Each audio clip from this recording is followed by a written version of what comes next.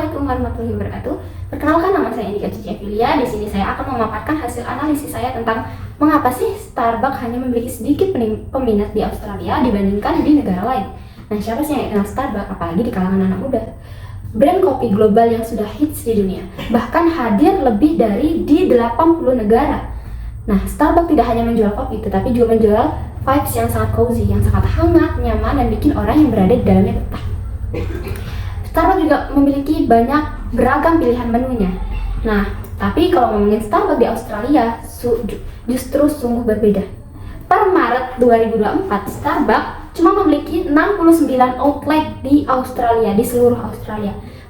Beda banget sama di Indonesia yang mempunyai lebih dari 500 outlet per data statistika 2023. Nah, padahal dua negara ini sama-sama mempunyai popularitas yang tinggi, yang besar, dan budaya ngopi yang hampir sama. Jadi di video ini kita bakal membahas kenapa sih Starbucks susah berkembang di Australia. Kita akan analisis menggunakan strategi STP, yaitu Segment, Targeting, Positioning, dan Market Mix, yaitu 4P, yaitu Product, Price, Place, and Promotion. Yang ketiga yaitu menggunakan SWOT, yaitu Strength, Weakness, Opportunities, dan Strength. Stay tuned. Analisis yang pertama, kita akan menggunakan analisis STP, yaitu Segmenting, Targeting, Positioning. Nah, Segmenting, proses pengelompokan. Biasanya Starbucks ini mengelompokkan, ngebagi pasarnya berdasarkan demografi, yaitu usia dan pendapatan. Yang kedua yaitu psikografi, yaitu gaya hidup dan preferensi. Yang ketiga yaitu geografis, yaitu lokasi yang strategis di kota-kota besar. Mereka juga menargetkan pasarnya itu anak muda sampai ke dewasa, kalangan menengah atas yang suka vibe ngopi sambil nongkrong tetapi nyaman. Yang kedua yaitu targeting. Di Australia, Starbucks tetap menargetkan konsumen yang suka yang gaya hidupnya itu urban, yaitu di perkotaan, yang mau bayar lebih untuk mendapatkan kopi yang enak dan tempat yang nyaman. Tapi di Australia berbeda cerita. Di sana udah keburu cinta sama brand lokal yang memiliki rasa yang lebih otentik. Nah, yang ketiga yaitu positioning, yaitu strategi pasar. Starbucks memposisikan dirinya sebagai brand kopi premium yang nggak cuma menyediakan kopi, tapi juga jual vibe dan experience.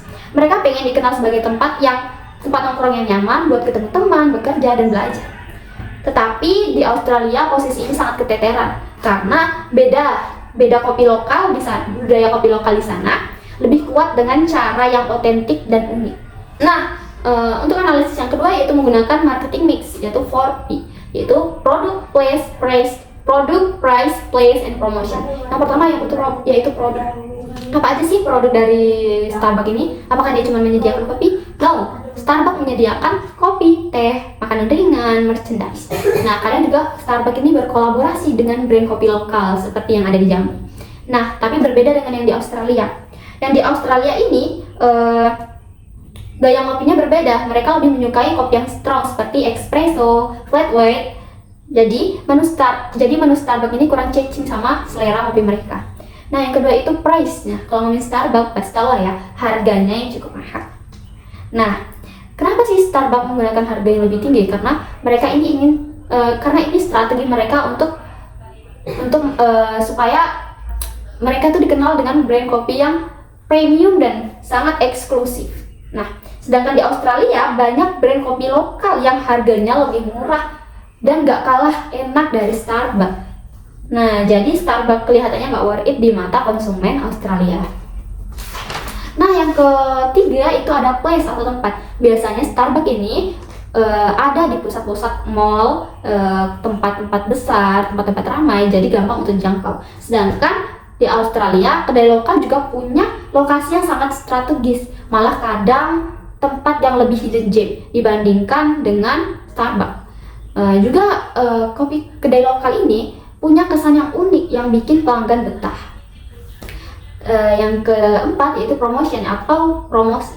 Starbucks sering kok bikin promosi kayak diskon, kartu loyalitas, dan gencar di media sosial. Bahkan mereka juga mengikuti tren ya, seperti Halloween. Mereka juga ikut packagingnya juga seperti Halloween. Nah, tapi di Australia promo-promo seperti ini kurang diminati karena mereka lebih suka kopi lokal yang lebih utamain kualitas, rasa, dan pengalaman.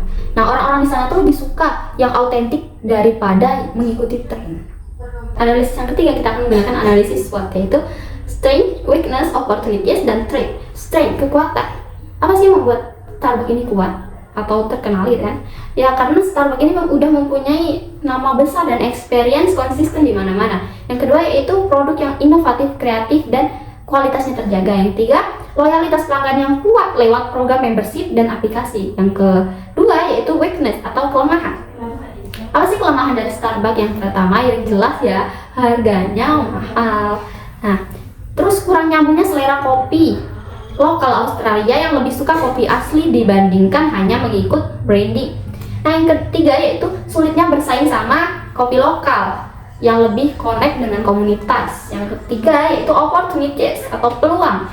Peluang apa sih yang bisa dilakukan Starbucks supaya bisa masuk ke Australia? Yang jelas ya. Ya jelas yang pertama itu bikin menu yang sesuai dengan selera orang lokal ya, orang Australia. Misalnya fokus ke kopi yang spesial yang lebih autentik dengan rasa kopi yang ada di Australia.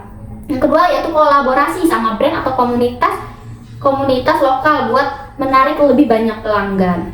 Nah, yang ketiga yaitu threat atau ancaman. Apa sih ancaman ke depan buat Starbucks di Australia ini? Yang pertama yaitu persaingan yang ketat dengan kedai lokal yang udah lama berdiri dan lebih mempunyai banyak pelanggan setia. Yang kedua yaitu orang Australia lebih suka brand lokal daripada brand global yang besar. Nah, yang ketiga yaitu tren minum kopi yang cepat berubah. Jadi Starbucks ini harus mengikuti tren kopi yang sering berubah-ubah di Australia. Nah, faktor apa saja sih yang membuat Starbucks ini kurang diminati di Australia? Nah, yang pertama yaitu budaya kopi yang lokal, budaya kopi lokal yang sangat kuat. Ya, kedai kopi lokal di sana sudah punya reputasi yang tinggi dengan rasa yang autentik. Contohnya di Melbourne dan Sydney. Nah, yang kedua, harga yang nggak kompetitif. Nah, orang Australia ini lebih suka bayar kopi lebih murah tapi rasa kopinya lebih enak, mantap dari kedai lokal. Nah, yang ketiga yaitu ketertarikan dengan brand lokal. Banyak orang Australia tuh lebih mendukung brand kopi lokal daripada brand kopi global seperti Starbucks. Nah, jadi seperti itu ya kelemahan dari Starbucks di Australia. Faktor yang menyebabkan Starbucks di Australia itu lemah ya karena orang di Australia itu lebih menyukai kopi-kopi lokal yang ada di sudut-sudut perkotaan. Nah, kesimpulannya yaitu Starbucks mungkin sukses di negara besar tapi beda di Australia karena mereka menghadapi tantangan yang besar, budaya kopi, harga yang nggak masuk, dan kesulitan menarik hati konsumen yang lebih cinta brand lokal daripada Starbucks. Nah, buat bisa lebih berkembang, Starbucks harus bisa lebih ngerti nih cara atau selera orang lokal orang Australia. Mungkin dengan kolaborasi, dengan bikin menu khusus yang lebih ngeblend sama selera orang Australia. Nah, pada video kali ini kita akan membahas tentang perubahan kebijakan perdagangan internasional yang baru-baru ini dibahas oleh Menteri Keuangan Sri Mulyani. Katanya sekarang prinsip perdagangan bukan lagi soal free trade atau bebas investasi, tetapi lebih ke konsep friendshoring. Apa sih friendshoring itu? Mari kita bahas. Jadi dulu tuh kebijakan perdagangan internasional lebih ke pasar bebas, artinya negara-negara bebas untuk jual beli tanpa ada hambatan seperti tarif atau kuota. Friendshoring itu adalah konsep yang baru yang intinya negara bakal lebih memilih dagang ke negara yang dianggap sekutu dari sisi politik. Jadi bukan cuma soal harga, tetapi juga mempertimbangkan geopolitiknya. Nah, Menteri Sri Mulyani pernah berkata, friendshoring ini nyambung ke gimana negara itu berdiri di sisi mana dalam urusan politik global. Jadi bisa aja negara lebih memilih dagang ke yang dianggap sekutu daripada yang nggak sejalan, biar lebih aman dari sisi politik. Apa sih dampak dari friendshoring buat strategi bisnis perusahaan? Nah, perubahan kebijakan ini pastinya punya dampak besar untuk perusahaan, terutama yang mainnya global. Contohnya apa aja? Mari kita bahas. Nah, yang pertama ada segmen pasar. Perusahaan sekarang harus pintar-pintar memilih pasar yang dulunya fokus ke global, sekarang harus fokus ke yang punya hubungan baik sama mereka. Yang kedua yaitu penyesuaian produk. Contohnya makanan. Perusahaan bisa jadi mengubah resep biar sesuai dengan selera lokal. Nah, contohnya seperti burger di Jepang. Bisa saja mereka mengubah resep supaya sesuai sama selera orang lokal. Yang ketiga yaitu saluran distribusi. Mereka juga harus ubah cara distribusi biar produk lebih dekat dengan konsumen. Misalnya, pakai distributor yang lebih ngerti tentang pasarnya. Yang keempat yaitu promosi dan komunikasi. Nah, untuk promosi mereka harus pakai cara yang lebih dekat dengan budaya lokal.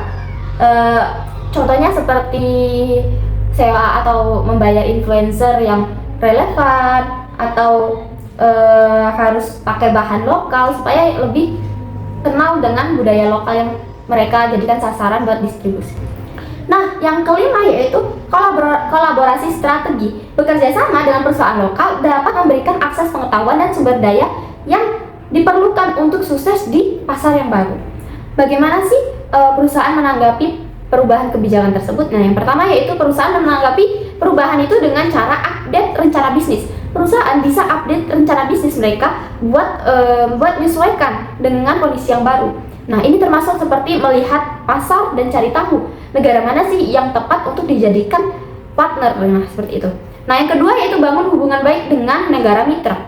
Bikin hubungan yang kuat sama pemerintah atau bisnis lokal di negara yang jadi partner itu penting banget. Ini bisa bikin perusahaan lebih diterima di negara tujuan.